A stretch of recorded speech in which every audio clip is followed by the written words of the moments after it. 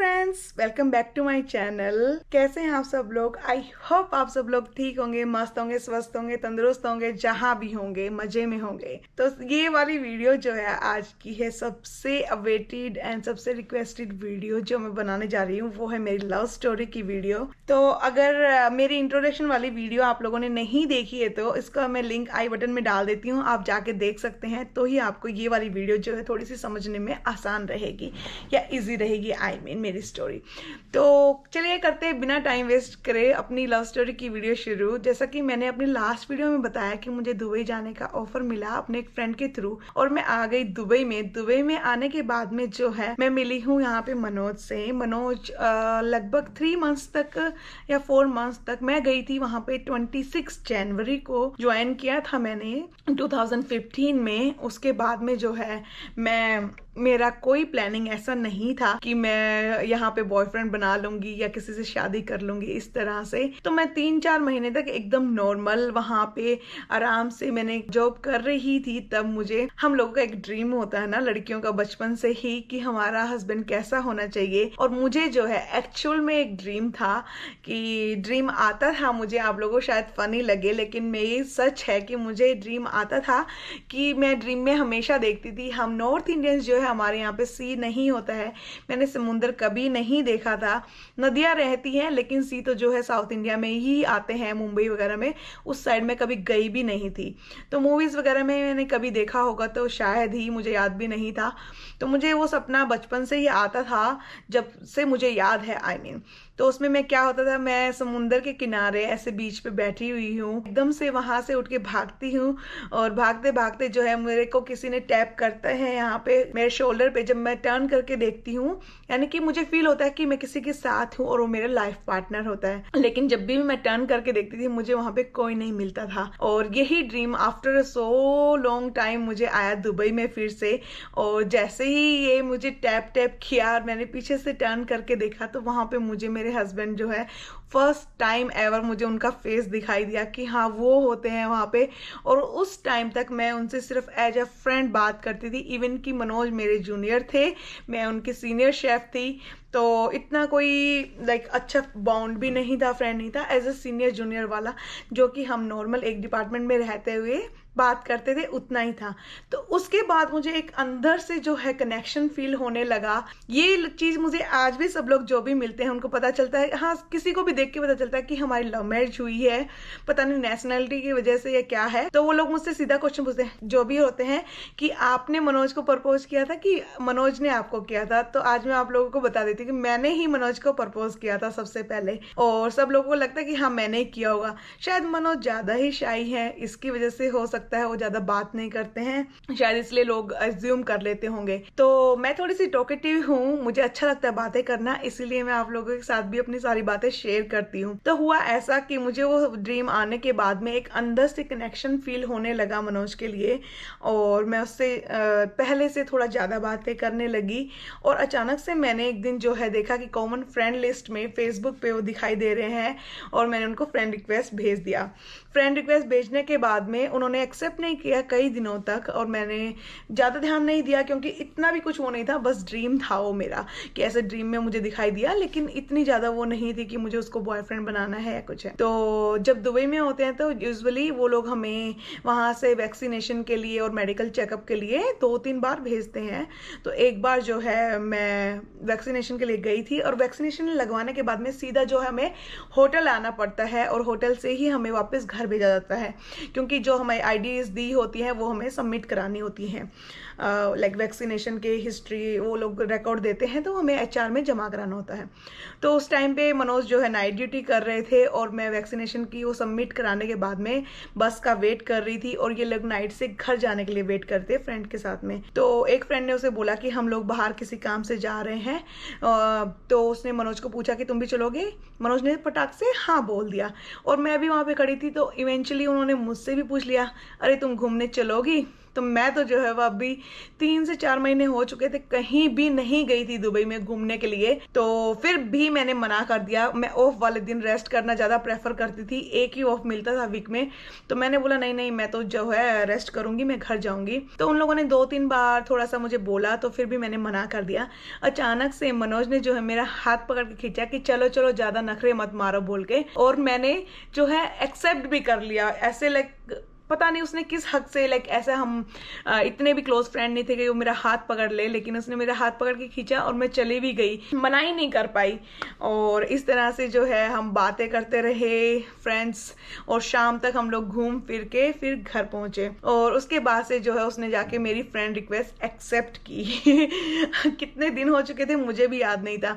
Friend request accept करने के बाद में थोड़ा सा चैट हुआ, क्या कर रही हो ये वो, 2-3 दिन तक ये सब चलता रहा। खाना खाया कि नहीं खाया, इस तरह से जैसे फ्रेंड्स में नॉर्मल रहता है वैसा ही कभी कभार चैट हुई हमारी फेसबुक से, बस। उसके बाद क्या होता है कि मनोज ने मुझे अचानक से फेसबुक से ब्लॉक कर दिया, और जो है होटल में मेरे से बात करना बंद कर दिया, और मुझे बताया भी नहीं कि क्या रीज़न है क्या नहीं। और वो कहते हैं ना कि जैसे एकदम गैप आ जाए ना, तब ज़्यादा आपको फील होता है। उससे पहले सब कुछ नॉर्मल लग रहा था, मुझे कोई ऐसी फीलिंग्स नहीं आ रही थी कि लाइक प्यार व्यार वाली। तब उसने मुझसे कई दिन तक बातें ही नहीं की।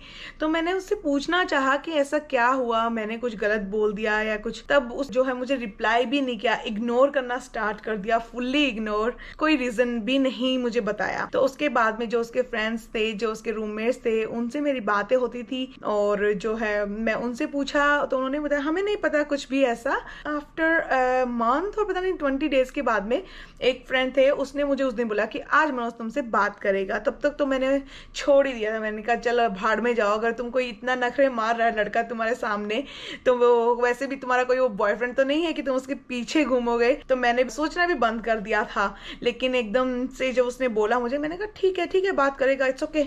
और हुआ भी वही, शाम को आके घर पे जैसे ही मैंने अपना लैपटॉप खोला और लैपटॉप पे मुझे मैसेज आया फेसबुक पे कि हाय, तो पहले मैंने सोचा कि मैं भी रिप्लाई नहीं करूंगी, बट थोड़ी देर बाद मैंने उसे रिप्लाई कर ही दिया और पूछा कि हाँ बोलो क्या हुआ, तो तुम इतने दिन से बात क्यों नहीं कर रहे थे, ये वो। उसने मुझे कोई जवाब नहीं दिया। उसने बोला मुझसे कि तुम डिनर करने चलोगी मेरे साथ, तो मैं तुम्हें सब कुछ बता दूंगा। तो मैंने बोला ठीक है। तो फिर जो मैंने उसे फटाक से हाँ बोल दिया कि ठीक है हम लोग चलेंगे डिनर करने।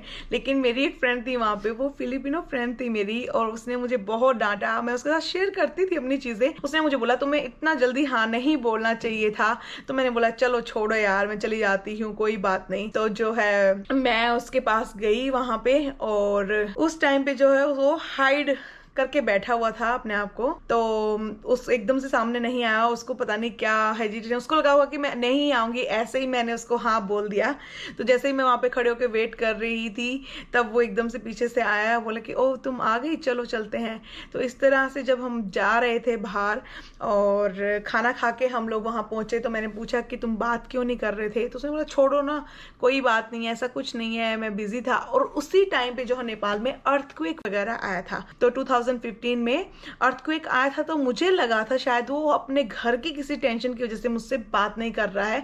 हो सकता है कि वहां पे घर में कुछ प्रॉब्लम आई। तो उस दिन मैंने पूछा तुम्हारे घर में सब ठीक है, तो ही सेड कि हाँ मेरे घर पे कुछ नहीं हुआ, सब नॉर्मल है। ऐसे करते 1-2 दिन तक यही चलता रहा। रोज शाम को हम डिनर पे जाते रहे, रोज शाम को यही होता रहा, छोटी मोटी बातें करते थे और ये होता था। फिर एक दिन हम शाम को डिनर करके आके बैठे बाहर और बातें कर रहे थे। मैंने फिर से यही पूछा कि तुमने ऐसा इग्नोर क्यों किया था, और उसी दिन शायद मैंने उसे आई लव यू भी बोल दिया था। तो मनोज ने मुझे बोला मुझे हंसी आ रही है, मैंने मतलब फेस टू फेस नहीं बोला था, मैंने मैसेज किया था उसे आई लव यू का फेसबुक से। तो और उसका रिप्लाई नहीं, आई लव यू टू आया था, हाँ उसका मैसेज पे reply I love you too भी आया था। उसके बाद जब वो मुझसे मिलने आया, उसके बाद में उसने बोला मैं अभी आता हूँ रूम पे जाके।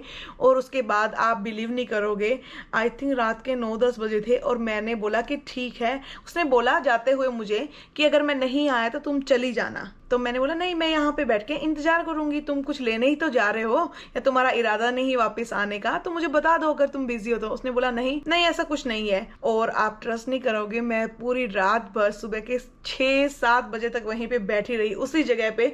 मुझे भी एक जिद सी हो गई कि मैं देखती हूँ कब तक नहीं आएगा बोल के, क्यों ऐसा किया। तो इस बार भी उसने कोई जवाब नहीं दिया था, तो मैं भी जिद में आ गई थी कि मुझे पूछना है इस तरह से मेरे साथ क्यों कर रहा है ना। कोई लड़का लड़की को इग्नोर मारे तो कितना होता है ना, पता नहीं मुझे। वैसे मेरी लाइफ में ऐसा फर्स्ट टाइम हुआ था और मैंने वेट किया उसका सुबह तक। किसी तरह से मैंने रात काटी वहीं पे बैठ के गाने वाने सुन के, और उसको कॉल भी मैंने काफी बार किया, उसने पिक नहीं किया कॉल मेरा। और उसके बाद में जो है वो सुबह मैंने सोचा ड्यूटी तो जाने के लिए नीचे आएगा ही आएगा। मेरा एक्चुअली ऑफ था उस दिन, तो मैं आराम से सो सकती थी दिन भर। तो मैंने जो है उसे फुल्ली वहीं पे वेट किया जहाँ पे बस खड़ी रहती है। तो फाइनली वो आया चल के, और वो मेरे से नज़रें नहीं मिला पा रहा था। और फिर मैंने उसे कॉल किया, वहाँ पे मैंने सबके सामने बात नहीं की, उसी के सामने खड़े होकर कॉल किया कि तुमने मुझसे बात क्यों नहीं किया। उसने बोला कि मैं अभी ड्यूटी जा रहा हूँ, बाद में बात करता हूँ, और इतना बोल के उसने फ़ोन रख दिया। तो फिर मेरे को बहुत रोना आया और मैं रूम पे जाके बहुत रोई हूँ उस दिन कि मैं कितनी फुलिश हूँ कि उसके मतलब मुझे लगा कि मैं शायद उसके पीछे पड़ गई हूँ। ही डोंट वांट टॉक एंड तो उसने मुझे आई लव यू टू क्यों बोला था, तभी मुझे मना कर देता। तो मैं काफ़ी चीज़ें चल रही थी दिमाग में, और मैं जाके वहाँ पे सो गई अपने रूम में। उसके बाद जो है उसने मुझसे फिर से बात किया कि मैं सॉरी बोलता हूँ, मैं रात को जाके सो गया, मेरा ऐसा कोई इरादा नहीं था। लेकिन मुझे समझ में नहीं आया कि उसने ऐसा क्यों किया था। आज तक भी मैं उससे पूछती हूँ कि तुमने ऐसा क्यों किया था, वो यही जवाब देता है मेरा कोई ऐसा इरादा नहीं था। मुझे सच में नींद आ गई थी, मैं गया था सिर्फ वहाँ पे कुछ करने के लिए, और आई मीन थोड़ी देर बैठा बेड पे और बैठ के मैं बातें करने लगा अपने फ्रेंड से, और मुझे वहीं पे नींद आ गई और मैं भूल गया। लेकिन मुझे आज भी ये रीज़न वैलिड नहीं लगता है। कहता है कि मुझे लगा था कि तुम चली जाओगी, थोड़ी देर में नहीं जाऊंगा, तो मुझे नहीं पता था तुम रात भर वहीं पे वेट करोगी। इस तरह से जो है उसने मुझे बोला, और काफ़ी मैंने इस बार बहुत नखरे मारे। उसने मुझे कन्विंस किया बात करने के लिए, तो मैंने ओके फॉरगिव किया और उससे बात किया। उसके बाद में आती है बातें, काफ़ी चीज़ें चलती रही। टाइम के साथ हमने बाहर घूमना फिरना शुरू कर दिया, साथ में शॉपिंग करने जाते थे कभी कभी, या घूमने जाते थे ऑफ वाले दिन, सेम ऑफ होता था तो, और फोन पे बातें करते रहते थे। उसके बाद में फिर एक दिन हम लोग साथ में बैठे हुए थे और मैंने अपने पेरेंट्स को कॉल किया था, तो उन्होंने मुझे बोला कि कल मेरी मम्मी ने कि तेरे पापा लड़का देखने जा रहे हैं तेरे लिए, तो क्या करना है। तो मैंने बोला ठीक है। तो मैंने पूछा कौन है लड़का, क्या करता है, थोड़ा सा से पूछा, और मनोज जो है वहीं पे बैठा हुआ था। तो मनोज ने मुझे बोला कि तुम जो ये मेरे साथ यहाँ पे बैठ के बातें करती हो, हम रोज घूमने फिरने जाते हैं, ये सब क्या टाइम पास है, अगर तुम शादी किसी और से कर रही हो। तो मैंने बोला तुमने कभी मुझे इतना सीरियसनेस दिखाई ही नहीं, मुझे लगा कि हम एज ए नॉर्मल फ्रेंड है। जब से वो उस दिन उसने रात को ऐसा किया था, उसके बाद मैं एज ए फ्रेंड उससे बात करती थी, सिर्फ मेरा कोई इंटेंशन ऐसा नहीं था। और तब उसने बोला कि नहीं मैं टाइम पास नहीं कर रहा हूँ, मैं तुमसे शादी करना चाहता हूँ। तो मैंने बोला कैसे बोलना पड़ता है ना, तो मैं क्या अपने मन में ही सपने सजा के बैठ जाऊँ क्या, ऐसे ही है ना। आप लोग भी बताओ कैसे से होता है क्या। और पहले ही वो मेरे साथ ऐसे कर चुका था 2 बार, तो मैंने तो उसके बाद कभी पूछा ही नहीं था प्यार व्यार की बातों में।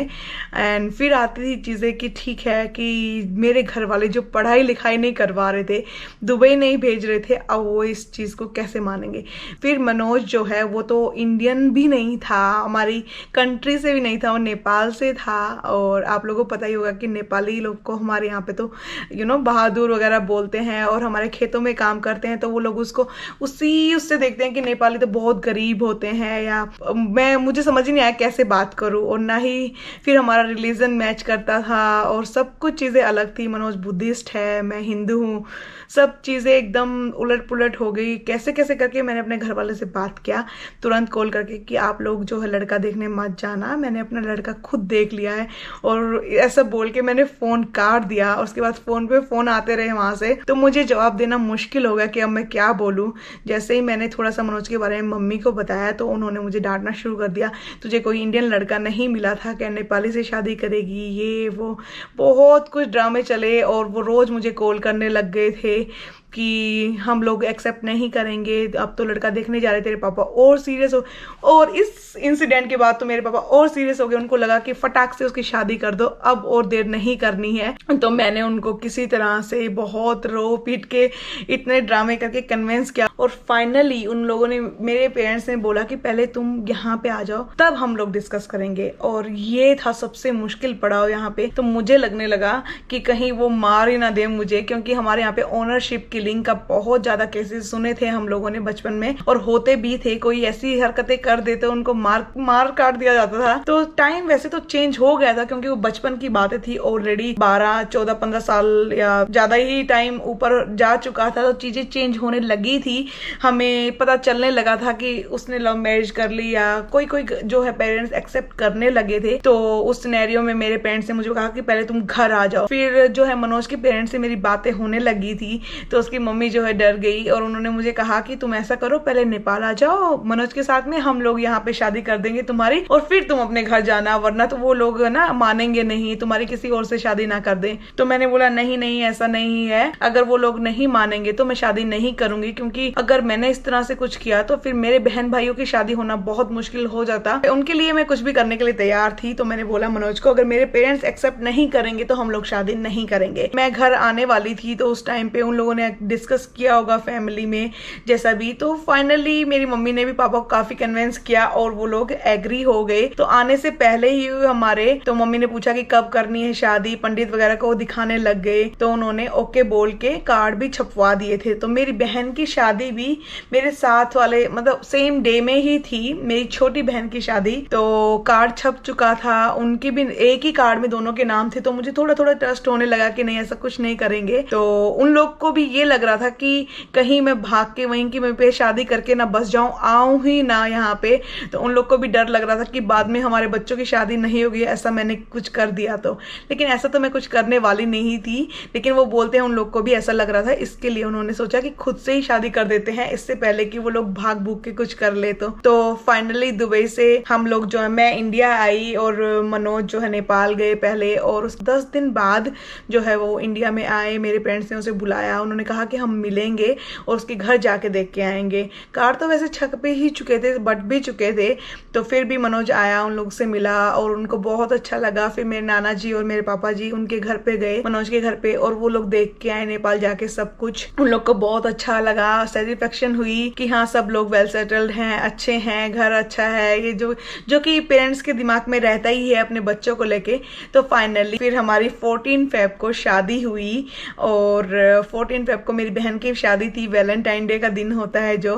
तो इतनी मुसीबतों के बाद, सब कुछ झेलने के बाद, लाइक हमेशा डर लगा रहता था। इवन मनोज शादी के लिए भी मेरे घर पे आ गए थे, तब भी उसकी मम्मी को लगता था कि हरियाणा वालों की तो हमने सुना है कि वो लोग मार वार देते हैं, कि कहीं कुछ कर ना दे पूरी फैमिली को। तो फाइनली हमारी शादी हुई, और उसके शादी के तुरंत बाद ही जो है हम लोग की वेकेशन खत्म हो गई, हम लोग दुबई वापस चले गए। उससे पहले मैं जो है नेपाल भी गई हूँ, नेपाल वापस आके मैं दुबई गई वापस से, और दुबई से जो है मैंने जॉब के लिए अप्लाई किया, और हम दोनों को वीजा मिला, मनोज को और मुझे, और हम जो है वहां से जून 3 को हम लोग जो है अमेरिका आ गए। तो 2 को हमारी फ्लाइट थी, 3 को हम जो है यहाँ पे पहुंच गए थे। तो इस तरह से जॉब के इंटरव्यूज वगैरह चलते रहे, 3-4 महीने लगी सारी चीजें कंप्लीट होने में। वैसे मैंने अमेरिका की जॉब के लिए अप्लाई तो पहले से ही कर दिया था, शादी से पहले से ही।